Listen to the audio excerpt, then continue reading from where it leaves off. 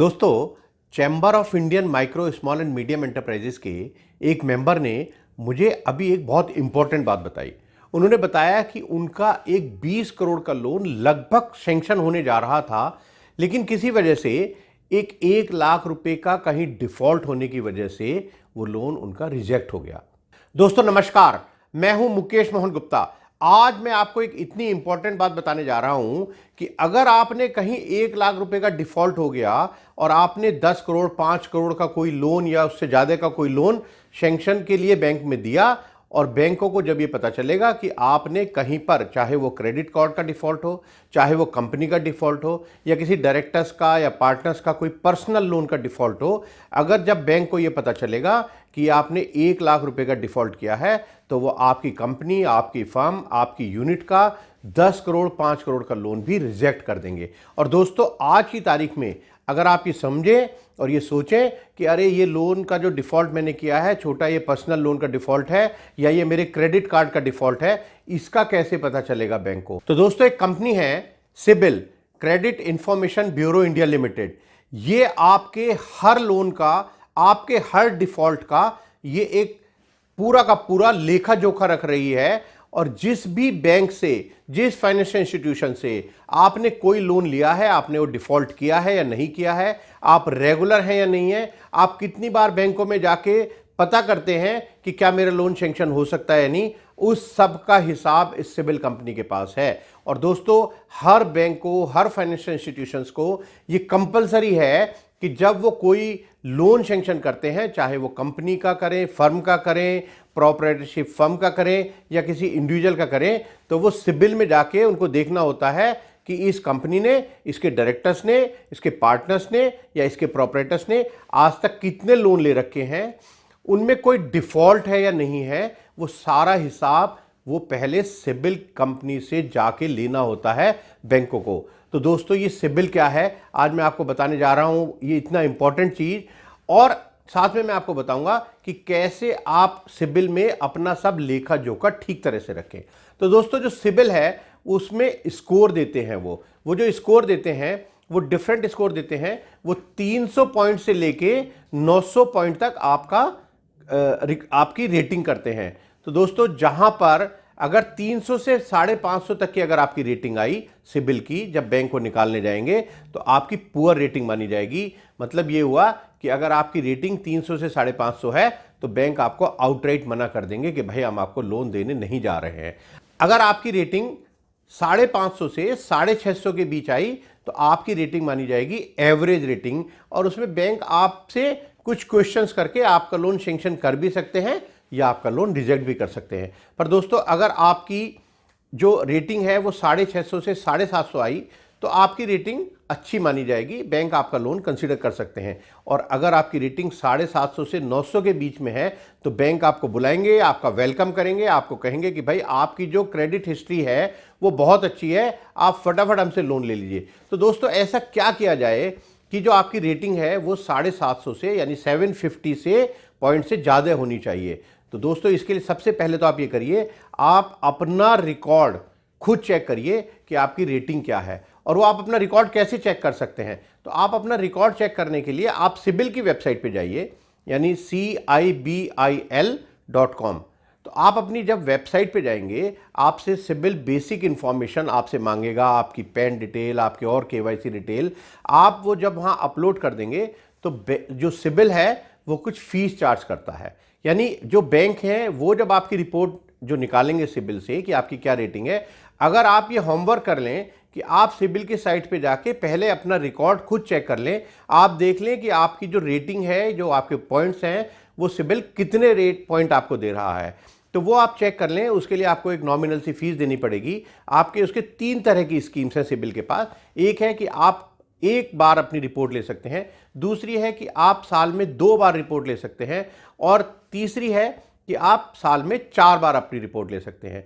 दोस्तों उसके लिए आपको थोड़ी सी फीस सिबिल को देनी पड़ेगी। अगर आप एक बार की रिपोर्ट चाहते हैं तो आपको 550 रुपये देना पड़ेगा। 2 बार अगर आप रिपोर्ट चाहते हैं तो 800 देना पड़ेगा, और अगर आप 4 बार चाहते हैं तो आपको 1200 रुपये की फीस देनी पड़ेगी। ये आप पेमेंट ऑनलाइन कर सकते हैं। विद इन 24 आवर्स सिबिल आपको आपका क्रेडिट का जो डिटेल है, जो इंफॉर्मेशन है, वो आपको अपनी रिपोर्ट दे देगा। आप उसको देख लीजिए कि कहाँ कितने पॉइंट आपको मिले हैं, और अगर उसमें कोई इंफॉर्मेशन गलत है, यानी कोई आपने लोन लिया नहीं है लेकिन फिर भी आपके नाम में वो लोन उन्होंने लिख रखा है, तो आप सिबिल से कांटेक्ट कर सकते हैं, उनकी हेल्पलाइन पे उनको इन्फॉर्मेशन दे सकते हैं, उनको मेल कर सकते हैं कि भाई ये लोन तो मेरा है ही नहीं, या ये मेरा डिफ़ॉल्ट है ही नहीं। आप अपने बैंक से एक सर्टिफिकेट भी ले सकते हैं जहां वो लिख सकते हैं कि नहीं, इनका कोई डिफ़ॉल्ट नहीं है, या आपके पास गलत इन्फॉर्मेशन है, तो वो आपकी इन्फॉर्मेशन ठीक कर सकते हैं, आपके पॉइंट बढ़ा सकते हैं। दोस्तों और क्या तरीके हैं कि कैसे आप अपना सिबिल का स्कोर बढ़ाएं, उसको 750 से ऊपर करें, ताकि बैंक आपका वेलकम करने के लिए तैयार रहे कि भैया लो आओ, आप आओ हमसे लोन लो। दोस्तों ये जो मैं आपको रेटिंग की बात बता रहा हूं, जो सिबिल जो आपकी रेटिंग करता है और जो जिस बेस पर बैंक आपको एक डिसीजन लेते हैं, जो मेजर फैक्टर है डिसीजन लेने का बैंकों का कि वो आपको लोन दें या ना दें, तो इसके लिए जो खाली ये नहीं कि आपने कोई डिफॉल्ट किया तभी आपके पॉइंट कम होंगे, बहुत सारे और ऐसे कारण हो सकते हैं जहां पर आपकी रेटिंग गिर सकती है। मैं बताऊंगा आपको कि आपको किन चीज़ों का ध्यान रखना है। दोस्तों अगर आपने एक 10 लाख रुपए का लोन लेना है और आप 5 बैंकों में जाके अपनी एप्लीकेशन सबमिट करते हैं और वो पांचों बैंक आपके सिबिल निकालते हैं, इसका मतलब ये होगा सिबिल को ये पता चलेगा कि भाई आप तो विंडो शॉपिंग कर रहे हैं, जगह जगह जा रहे हैं, आपको कॉन्फिडेंस अपने ऊपर भी नहीं है, बैंक के ऊपर भी नहीं है कि वो देगा लोन या नहीं देगा। तो दोस्तों आपको ये देखना है कि आपके अकाउंट में बहुत सारी इंक्वायरी ना हो, यानी आप जैसे ही आप लोन के लिए अप्लाई करते हैं तो बैंक जो है या फाइनेंशियल इंस्टीट्यूशन है वो सिबिल के पास इंक्वायरी करता है, तो सिबिल को पता चल जाता है कि ये आदमी कहीं लोन लेने गया, और ऐसी आपकी अगर 10 इंक्वायरी हो गई एक महीने में तो आपका स्कोर काफ़ी गिर सकता है। तो एक तो आपको ये ध्यान रखना है कि आपके अकाउंट में बहुत सारी इंक्वायरी ना हो। दूसरी बात दोस्तों, कई बार क्या होता है कि जब हम क्रेडिट कार्ड लेते हैं तो क्रेडिट कार्ड में कुछ डिस्प्यूट हो जाता है, और वो डिस्प्यूट होने की वजह से हम क्या करते हैं, जो क्रेडिट कार्ड कंपनी है, जो क्रेडिट कार्ड जो इश्यूअर बैंक है, हम उसके साथ कोई सेटलमेंट कर लेते हैं। यानी जब हम करते हैं कि आपने इंटरेस्ट ज़्यादा लगा दिया या आपने ये पैसा डेबिट हमारा ज़्यादा कर दिया, तो और आपका अगर 50,000 रुपये का ड्यूज़ है आप कहते हैं, और वो क्रेडिट कार्ड कंपनी भी कई बार सोचती है कि चलो 50,000 की जगह अगर ये 40,000 रुपये दे रहे हैं हमें तो कर लो सेटलमेंट। तो ये वन टाइम सेटलमेंट अगर आपने किसी या क्रेडिट कार्ड कंपनी से भी अगर या बैंक से भी कर लिया तो ये भी आपके लिए खतरनाक है। तो कोशिश कीजिए, क्योंकि उसमें लिखा जाएगा कि आपने सेटलमेंट किया या आपका पैसा बैंक ने कोई राइट ऑफ कर दिया, यानी बैंक को नुकसान हो गया, तो वो आपका पॉइंट एकदम से गिरा देगा। तो कोशिश करिए कि ये कोई भी right of, one time settlement, इस तरह की किसी स्कीम में आप ना जाएं, क्योंकि ये अमाउंट तो छोटा होता है लेकिन ये आपके बड़े सपनों को ध्वस्त कर सकता है। तो ये कोशिश कीजिए।